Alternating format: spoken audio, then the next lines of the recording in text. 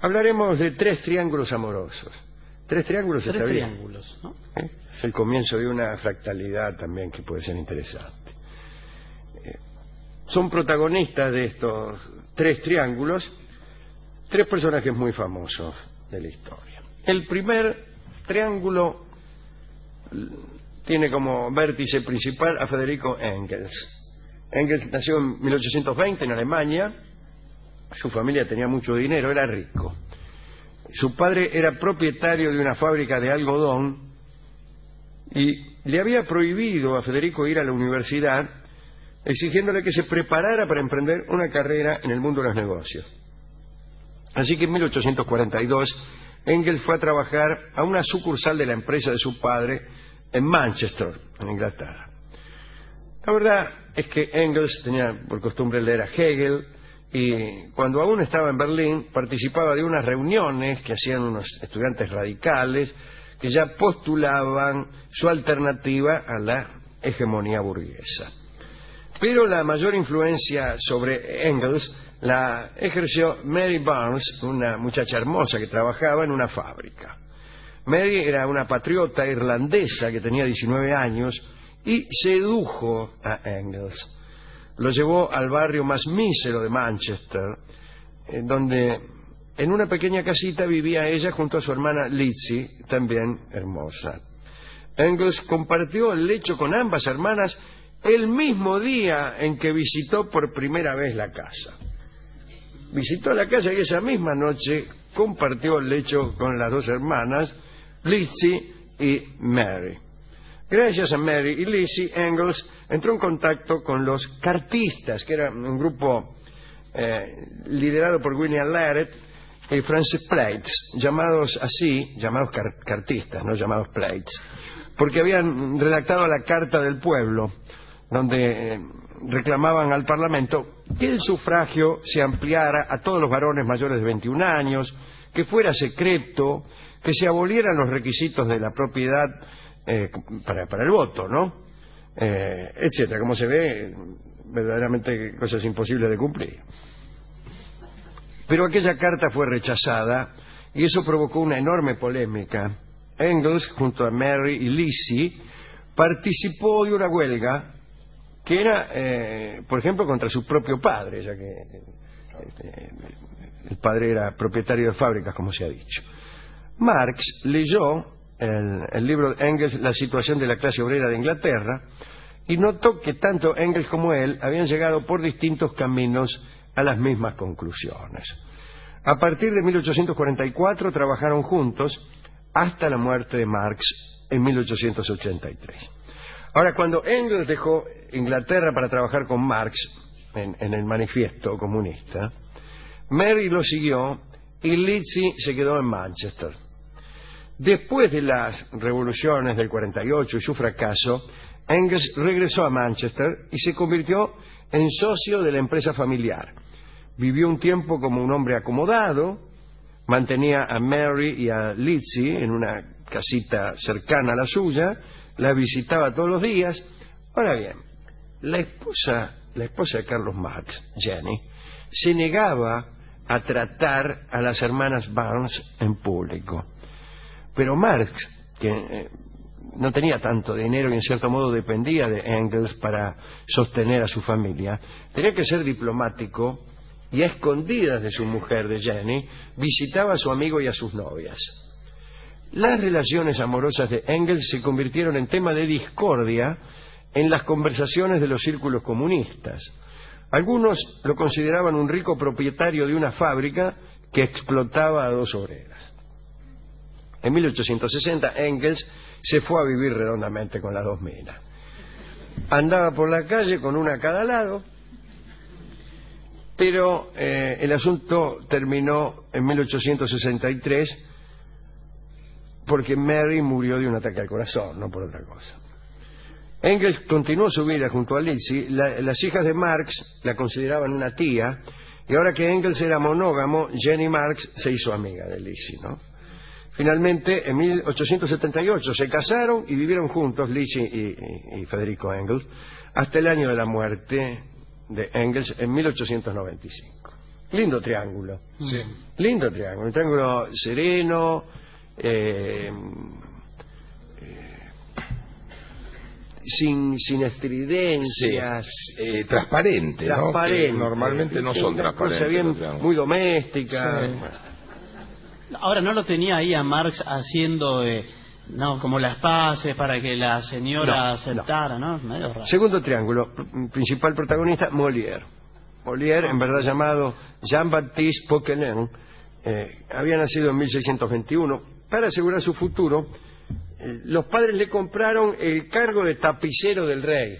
Era un cargo que se compraba y después todo proporcionaba buenos ingresos. El rey basta ir a Versalles para darse cuenta de que ahí se pasaban todo el tiempo tapizando. Pero él tenía el deseo de emprender una carrera teatral. Y apareció en su vida una mina, Madeleine Béjart, una actriz de 22 años muy hermosa, y Jean-Baptiste rechazó el puesto de tapicero y para no manchar el buen nombre de su familia se lo cambió. Le puso Molière. En vez de Poquelin, Molière. Molière había visto a Madeleine por primera vez en un espectáculo bufonesco en una feria de Saint-Germain al que lo había llevado su abuelo y se enamoró al instante. Madeleine tenía, eso sí, atención, un protector, el conde de Modène, que había tenido una hija a los 20 años. El conde de Modène reconoció a su hija, de quién había tenido, quiero decir, Madeleine había tenido una hija con el conde de Modène a los 20 años. El conde de Modène reconoció a esa hija, que fue entregada a la mamá de Madeleine. Atención. De forma conveniente, el conde se exilió al interior de Francia, y cuando el conde se fue, Madeleine correspondió a quien la venía cortejando desde hacía tiempo, que era Molière. Ahora, cada tanto el conde volvía del interior y se encontraba con Madeleine. De estos encuentros con el conde, Madeleine quedó otra vez embarazada. El conde se retiró una vez más al interior y nació una niña a la que se llamó Armand. Nunca se supo si era hija del conde o de Molière, pero parecía que era del conde. Nos conviene creer que era del conde.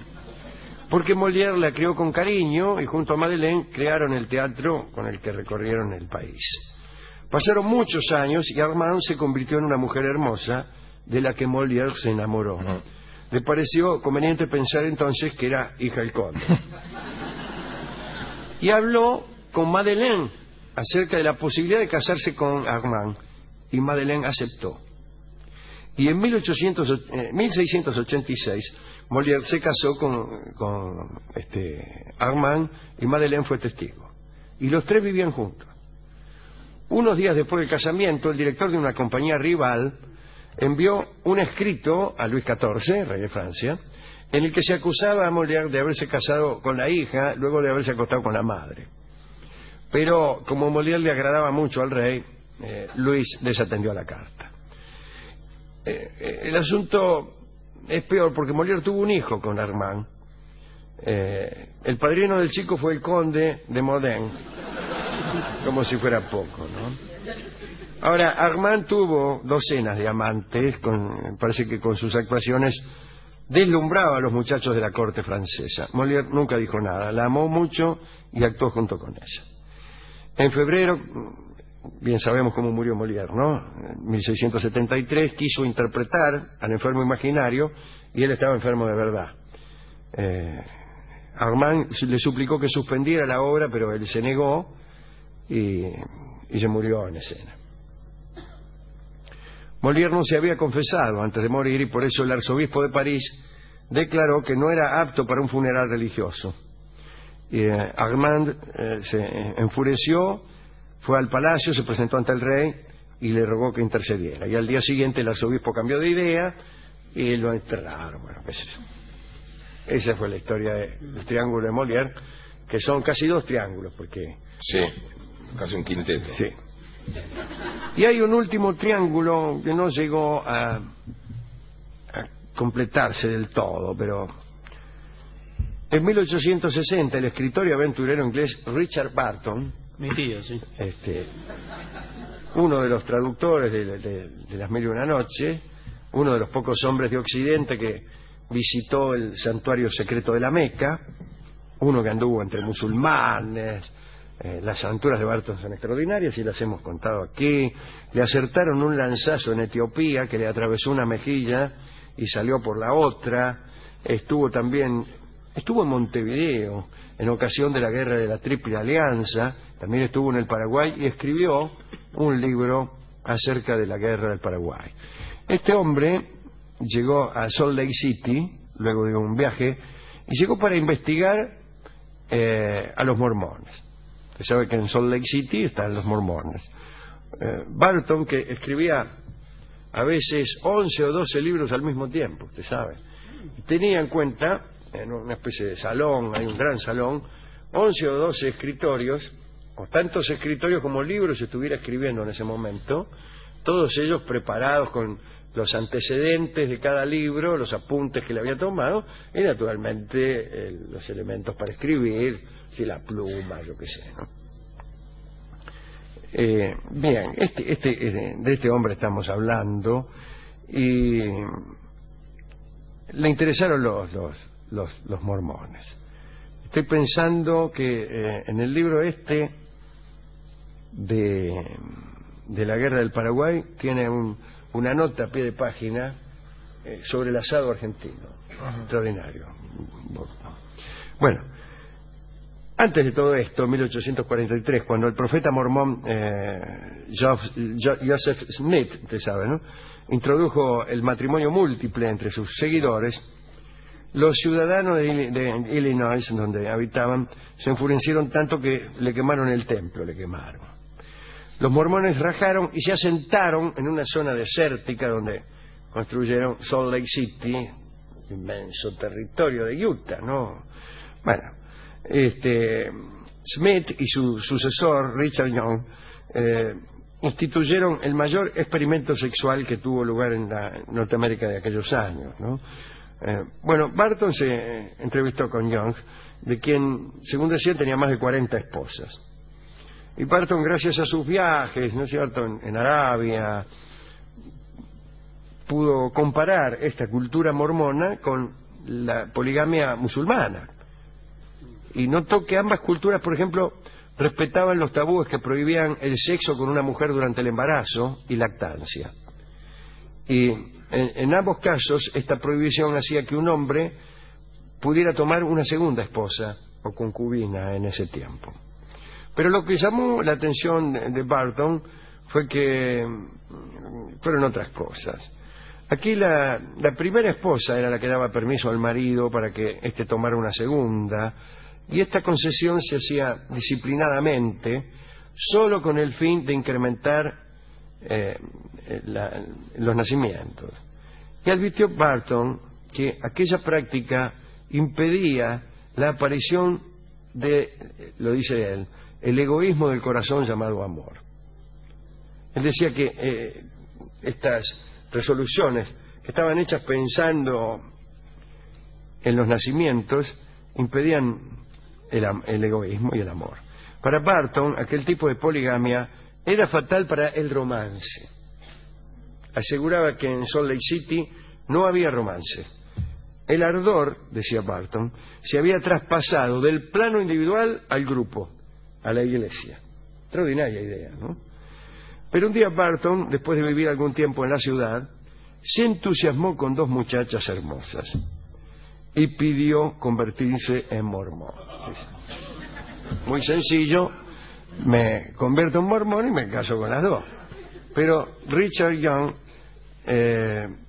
recordó que Barton ya se había convertido antes en musulmán para poder ser admitido en los lugares sagrados de la Meca, y lo echó a patadas. Barton regresó a Inglaterra y allí cortejó y se casó con una católica, Isabel, que luego de la muerte de Barton buscó entre sus papeles, sus escritos y traducciones eróticas, y los quemó todos, lo cual fue una lástima. Esta es la historia de estos tres triángulos, el último de los cuales no pudo concretarse, no por falta de ganas, sino porque el Richard Young sospechó de la sinceridad de la conversión de Burton. Muy ecuménico Burton también. Sí, claro. Pero hablaremos pronto otra vez de Burton porque su historia es estupenda, verdaderamente. Bueno, esto está dedicado desde luego, qué sé yo, a todos estos. A Molière, a Burton, a Engels, a Marx, a las chicas estas, chicas tan simpáticas. A los mormones. A los mormones. Al triángulo como figura geométrica. Sí. Y fue a la discoteca. Fui a la discoteca, le expliqué todas estas cosas al discotecario y a él lo que más le gustó fue aquella noche de Engels en Manchester con Lizzie y Mary. Ya la primera noche el tipo atendió a las dos chicas y me dijo, qué noche, ¿eh? Y me dio también el tango que se llama Qué noche, en la interpretación del guitarrista Roberto Grela. Lo escucharemos, un tango que compuso Agustín Bardi en conmemoración, no sé si de aquella noche de Engels o de aquella noche de 1918 en que nevó en Buenos Aires. Adelante.